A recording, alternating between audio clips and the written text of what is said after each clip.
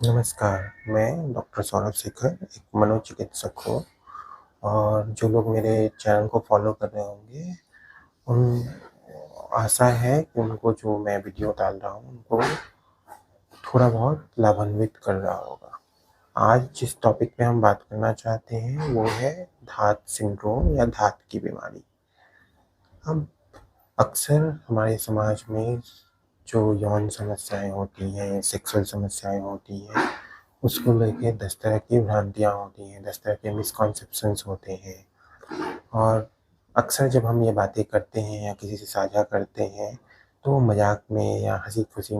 में टाल देते हैं या हमें ये डर होता है कि सामने वाला वो चीज़ समझ पाएगा या नहीं समझ पाएगा और हम बताते नहीं हैं। तो अक्सर हम खुद से रिसर्च करते हैं यूट्यूब पे, तो किसी से बात करते हैं और अक्सर हम अपने जितनी भी समझ है उस हिसाब से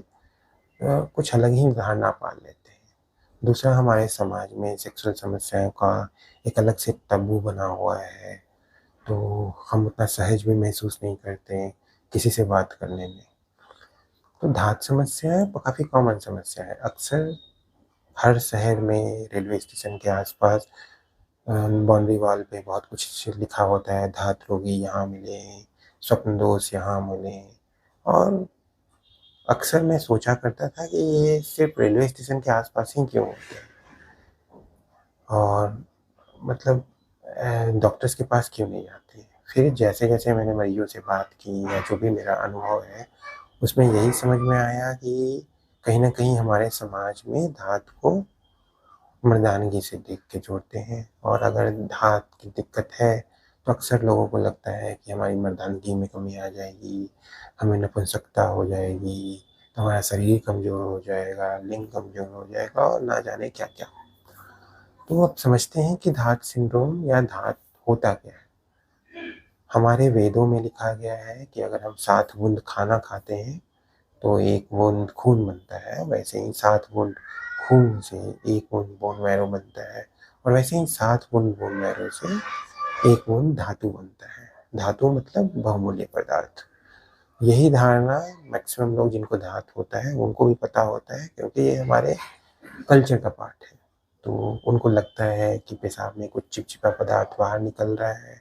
या लैट्रिन जब करने जाते हैं या प्रेशर लगाते हैं, तो उस समय कोई चिपचिपा पदार्थ बाहर निकल रहा है या कई बार रात में सपनों के साथ नाइटफॉल हो जाता है, तो वो भी अ, इसका सबब बनता है कमज़ोरी, तो शरीर में 10 तरह की दिक्कतें, तो शरीर का ग्रोथ ना होना, वज़न कम होना, ये सारी धारणाएँ मरीज़ों को रहती हैं। अब अक्सर ये मरीज़ कभी वैद्य के पास, कभी नीम हकीम के पास, तो कभी यहाँ, तो कभी वहाँ इलाज करके थक-हार के हमारे पास पहुँचते हैं। क्योंकि अभी भी लोगों को क्लियर नहीं है सेक्सोलॉजिस्ट कौन होते हैं और इसका फ़ायदा बहुत सारे लोग उठा रहे हैं। तो एक वीडियो मैंने सेक्सुअल समस्याओं पे बनाया है मैंने अपने चैनल पे, उसको आप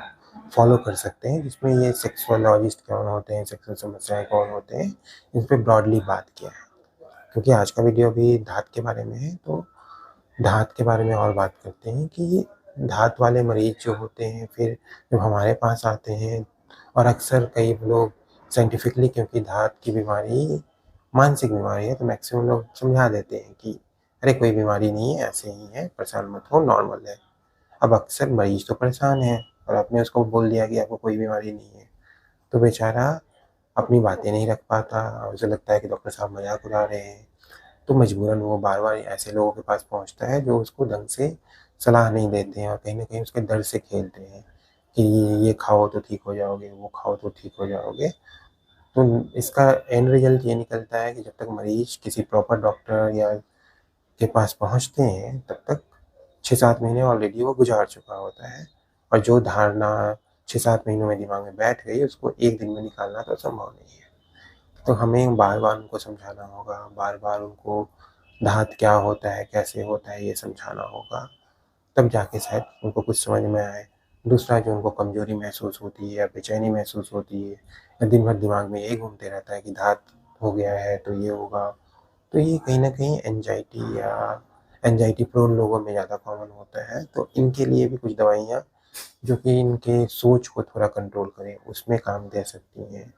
साथ में मेडिटेशन, योगा थोड़ा हेल्प करेगा, एक्सरसाइज हेल्प करेगा। तो ले दे के एक होलिस्टिक केयर की ज़रूरत है, जिसमें काउंसलिंग भी हो, खान-पान में सुधार, एक्सरसाइज, दवाइयाँ एंड रेगुलर काउंसलिंग। तब जाके मरीज़ 3-4 महीने में अपने आप को अच्छा महसूस करता है। इसके साथ-साथ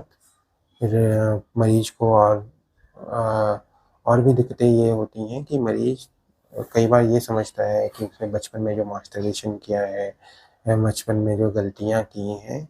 उसकी वजह से दाँत की समस्या हो रही है, या नसों की कमज़ोरी हो गई है, उसकी वजह से दाँत की समस्या हो रही है।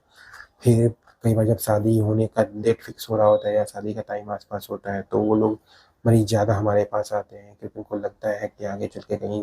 वैवाहिक जीवन में जिन दिक्कत ना आ जाए, तो बीवी छोड़ के तो नहीं चली जाएगी, तो मैं संतुष्ट तो कर पाऊँगा या नहीं कर पाऊँगा, और ना जाने इसी तरह के 10 तरह की चीज़ें दिमाग में आती हैं। तो अक्सर मरीज़ों को सही जानकारी के ज़रिए उनकी जो ये वेदना है, उसको हम थोड़ा कम्फ़र्ट प्रोवाइड करवा सकते हैं। साथ में regular consultation, regular lifestyle modification, exercise, yoga, ये सब भी उनको लाभान्वित करेंगे। कई बार इतना समझाने के बाद भी मरीज़ नहीं समझते हैं, तो मैं अक्सर मरीज़ों को 2 उदाहरण प्रस्तुत करता हूँ। जैसे कि एक उदाहरण है कि मान लीजिए अगर आपने देखा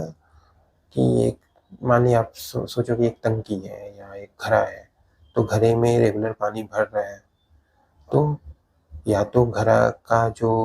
घड़े से उतना पानी निकाल लें कि वह घड़ा ओवरफ्लो ना करे, या फिर प्रोडक्शन कम कर दें या पानी डालना कम कर दें ताकि घड़ा ओवरफ्लो ना करे। उसी तरह से अपने शरीर में जो धातु है वो तो हमेशा बनेगा, तो या तो आप नेचुरल या अननेचुरल रास्ते से धातु को निकाल दें, जैसे कि सेक्सुअल क्रियाएँ हो गई या मास्टरबेशन हो गया, तब वो घड़ा ओवरफ्लो नहीं करेगा। या फिर आप अ, या फिर आप उसको इस तरीके से सोचें कि प्रोडक्शन को कम करें, तो प्रोडक्शन कम नहीं होगा, आप मास्टरबेशन कर नहीं रहे, सेक्स कर नहीं रहे, तो ओवरफ्लो तो करेगा। अब जिस उम्र में होता है उस उम्र में इस तरह की सेक्सुअल इच्छाएँ भी होती हैं। तो मरीज़ों को जब भी थोड़ा भी चिपचिपा पदार्थ होता है, जो कि कई बार उत्तेजना या सेक्सुअल थॉट्स के साथ थोड़ा-सा चिपचिपापन सामान्य है, उसको वो धात से कन्फ्यूज़ करते हैं। अगर एनाटॉमिकल बेसिस पे या शरीर की संरचना की बेसिस पे देखें, तो भले ही पेशाब का फाइनल रास्ता जो हमारे लिंग से होके जाता है, वो नॉर्मल है। नॉर्मल मतलब कॉमन है, बट जो सीमेन या धातु का रास्ता है या पेशाब का रास्ता है, वो अलग-अलग है। तो ऐसा तो पॉसिबल ही नहीं है कि दोनों मिक्सचर हो जाए, और लैट्रिन के रास्ते तो ये कभी भी संभव नहीं है, क्योंकि पेशाब का रास्ता और लैट्रिन का रास्ता बिल्कुल ही अलग है। लेकिन कहीं से भी कोई भी चिपचिपा पदार्थ अगर नेचुरली भी निकलता है, तो इन मरीज़ों को लगता है कि ये धातु है, या इसी से कमज़ोरी हो रही है, या इसी से मेरा शरीर सूख रहा है, और ना जाने क्या-क्या। और भले ही आप एक बार बोल दिए, लेकिन ये चीज़ उनको वैद्य, हकीम करीब 1000 बार बोल चुके हैं कि नहीं, इसी की वजह से हो रहा है, तो इसको निकालना संभव नहीं है। तो मेरा सिर्फ़ ये कहना है कि अगर आपको धातु या धात की समस्या है, तो खुद से ये अपने यूट्यूब पे जो नॉन ऑथेंटिक सोर्सेज हैं, जो non a, I will say कि वो डॉक्टर्स भी नहीं हैं, शायद मोटिवेशनल स्पीकर्स हैं, या लाइफ कोच हैं, या साइकोलॉजिस्ट हैं, या क्या हैं, तो ऑथेंटिसिटी नहीं है। अब उनकी बातों का विश्वास करके अगर आप इस धारणा को और मजबूत कीजिएगा, तो फिर इलाज तो संभव नहीं है, और आप इसके चंगुल में फँसते जाइएगा। तो अगर आपको इस तरह के लक्षण हैं, तो जल्द से जल्द परामर्श लें, और परामर्श के सहारे आप काफ़ी हद तक ठीक हो सकते हैं। धन्यवाद।